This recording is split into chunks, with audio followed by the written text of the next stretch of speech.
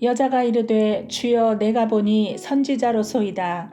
우리 조상들은 이 산에서 예배하였는데 당신들의 말은 예배할 곳이 예루살렘에 있다 하더이다.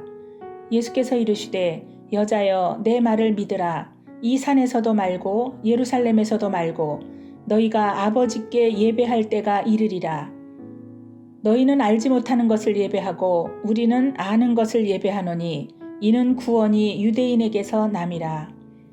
아버지께 참되게 예배하는 자들은 영과 진리로 예배할 때가 오나니 곧 이때라.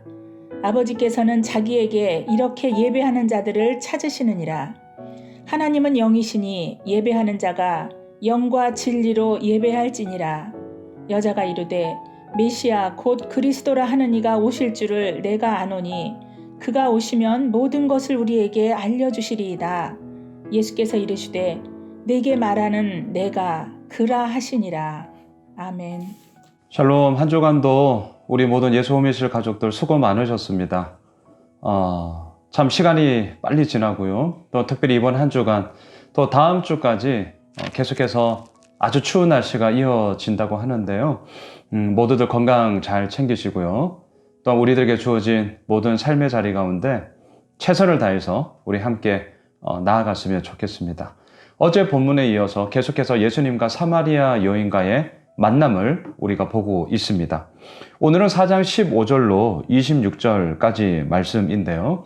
앞서 우리 김성곤 권사님이 나레이션 해준 것처럼 19절로 24절에 집중해서 오늘 함께 좀 말씀 나누고자 합니다. 제목을 참된 예배라고 정해보았어요. 참된 예배. 자, 여러분, 오늘 본문이 요즘 우리들 가운데 많이 논의되어지는 예배에 대한 부분이 있어서 정말 성경적인 근거를 우리는 찾을 수가 있습니다. 어제 뉴스를 보았어요. 몇몇 교회에서 대면 예배에 대한 그런 강행, 그리고 더 나아가서 대면 예배만이 진짜 예배다. 이렇게 얘기하는 것을 보게 됩니다. 여러분, 그것에 대한 성경적인 대답은 무엇일까요? 저는 오늘 본문의 근거에서 분명하게 말씀을 드리고 싶어요. 여러분, 19절부터 한번 보십시오. 여자가 이르되 주여 내가 보니 선지자로소이다. 우리 조상들은 이 산에서 예배하였는데, 여기서 말하는 이 산은 그리심산을 얘기합니다. 당신들의 말은 예배할 곳이 예루살렘에 있다 하더이다. 자, 장소에 대한 이야기예요. 사마리아 사람들은 그리심산에서, 유대인들은 예루살렘 성전에서 예배를 해야 한다. 그것이 참된 예배다. 자, 오늘 우리의 상황으로 바꿔볼까요? 교회 예배당에 나와서 예배하는 것이 진짜 예배고, 그 외에 예배하는 것은 진짜 예배가 아니다. 뭐 지금 이 얘기 아니겠습니까? 예수님의 대답이 무엇입니까? 21절입니다. 예수께서 이르시되 여자여 내 말을 믿으라. 이 산에서도 말고 예루살렘에서도 말고 너희가 아버지께 예배할 때가 이르리라. 너희는 알지 못하는 것을 예배하고 우리는 아는 것을 예배하노니 이는 구원이 유대인에게서 남이라. 자, 21절. 이 산에서도 말고 예루살렘에서도 말고. 무슨 말입니까? 장소의 문제가 아니다라는 거죠. 예배는 장소의 문제가 아니에요. 저희 교회도 예배당이 있죠. 주일, 새벽, 수요, 또 그 외에 제자 훈련으로 우리가 함께 모이죠. 성전인 우리가 함께 모이는 거처가 필요하기에 우리의 건물들이 있는 것이지, 그 건물 자체가 거룩함, 또한 그 건물 자체가 우리에게 능력 전혀 주지 않습니다. 우리의 필요에 의해서 우리가 그 공간을 사용하는 것 뿐이죠. 이 산에서도 말고 예루살렘에서도 말고, 다시 말할까요? 예배는 장소의 문제가 분명 아닙니다. 그러면 뭐가 문제예요? 22절. 너희는 알지 못하는 것을 예배하고. 왜 이 사마리아 여인에게 이 말씀을 하시느냐? 당시 사마리아 사람들은 모세 오경만을 믿었어요. 하지만 성경은 어떻습니까? 선지자들을 통하여서 하나님의 말씀하심이 선포되어지죠. 역사서를 통하여서 하나님의 그 놀라운 운행하심과 역사를 다스리심들을 우리는 깨닫게 되죠. 사마리아 사람들은 이것을 부정했어요. 그 말이에요. 그래서 너희는 알지 못하는 것을 예배한다. 하지만 우리는 아는 것을 예배한다.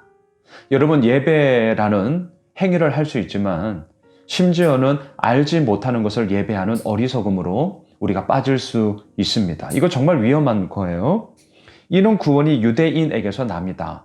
이것은 민족의식에 의한 것이 아니라 성경의 선지서와 역사서와 또한 모세오경과 시가서를 통하여서 메시아가 오실 터인데, 그 메시아는 유대인의 혈통을 통하여서 오신다는 것을 그냥 얘기하는 것 뿐이죠.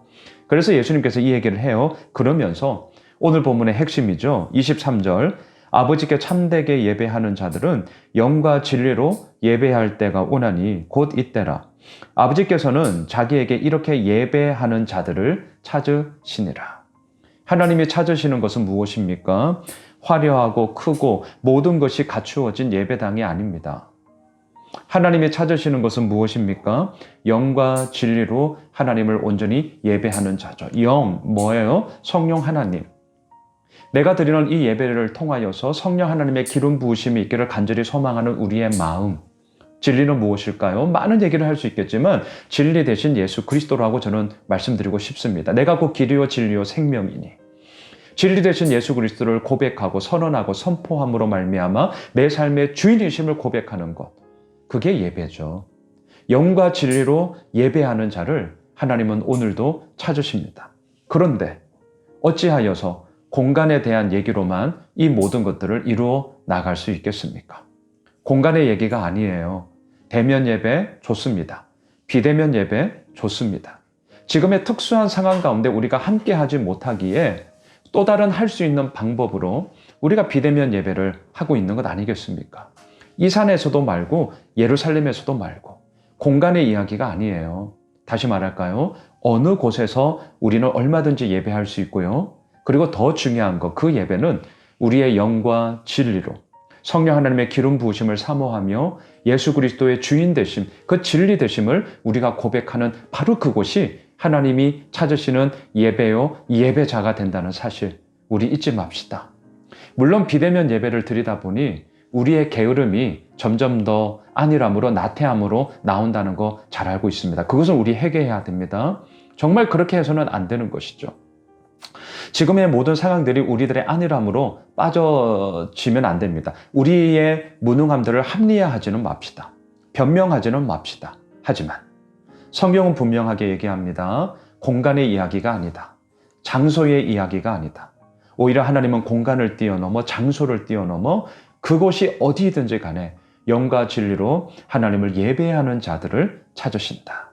저는 이것을 믿습니다. 그리고 그러하기에 오늘도 우리는 하나님을 얼마든지 예배할 수 있는 거죠. 어디에서요? 일터에서. 어디에서요? 가정에서. 어디에서요? 부부간의 관계 속에, 자녀들과의 관계 속에, 동료들과의 관계 속에 우리는 하나님을 얼마든지 예배할 수 있는 것이죠. 사랑하는 예수 오미실 가족 여러분, 하나님이 찾으시는 것은 크고 화려하고 모든 것이 구비된 빌딩, 건물이 아닙니다. 영과 진리로 하나님을 예배하는 자들을 찾으십니다. 내일 주일 예배 우리 드립니다. 물론 현장에서는 예배 진행에 대한 필수 인원만 함께 하게 될 것입니다.